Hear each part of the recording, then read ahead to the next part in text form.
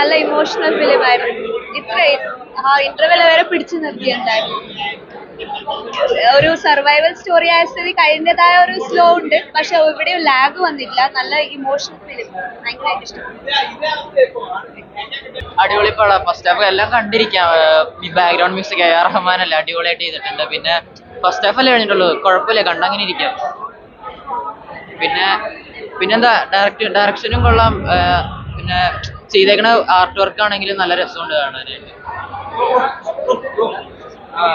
പടം കുഴപ്പമില്ല, slow making ആണ് കുറച്ച്, പക്ഷേ ക്യാമറ വർക്കും മ്യൂസിക്കും ഒക്കെ നന്നായിട്ടുണ്ട്. പൃഥ്വിരാജിന്റെ ആക്ടിങ്ങും കൊള്ളാം.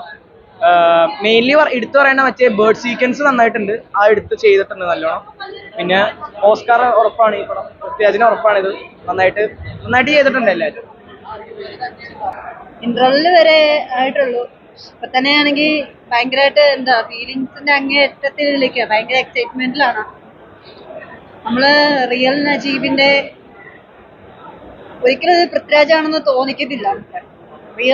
റിയൽ ആയിട്ട് നജീബ് എങ്ങനെയാണോ അതാണ് നമുക്ക് തോന്നുന്നത്. ആള് അനുഭവിച്ചു വന്ന ആ റിയൽ ആയിട്ട് നമുക്ക് തോന്നുള്ളൂ. ഒരിക്കലും പൃഥ്വിരാജിനാണ് തിങ്ക് ചെയ്യാൻ പറ്റത്തില്ല, പറയാൻ പറ്റത്തില്ല. അത്രയും ഫീലിങ്സിൽ നിൽക്കുക. ഓസ്കാർ നേടാനുള്ള ഒരു സംവിധാനമാണ്. മേക്കപ്പ് മാൻ ഒരു രക്ഷയില്ല കേട്ടോ.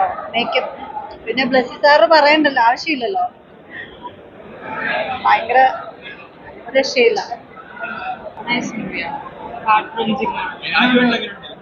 നന്നായിട്ട് അഭിനയിച്ചു.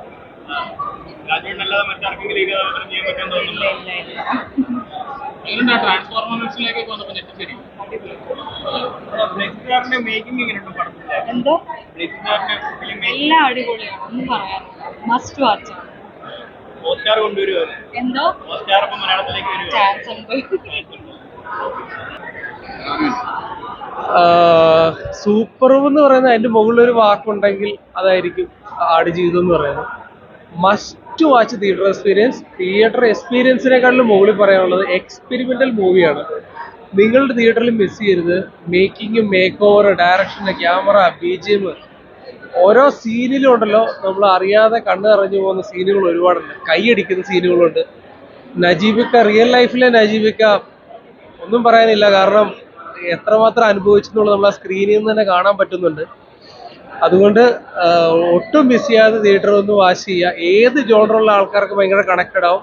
ഞാൻ പറയുന്നു, ഇന്ത്യയിലോട്ട് വരുന്ന ഫസ്റ്റ്, അല്ലെങ്കിൽ കേരളത്തിലോട്ട് വരുന്ന first Oscar nomination, Oscar goes to Prithviraj ആയിരിക്കും. ഭയങ്കര ഇമോഷണലി സംസാരിക്കും, ഭയങ്കര ഇമോഷണലാണ്.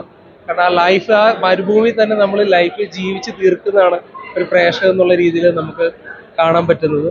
അതുകൊണ്ട് എത്രയും പെട്ടെന്ന് കാണാം.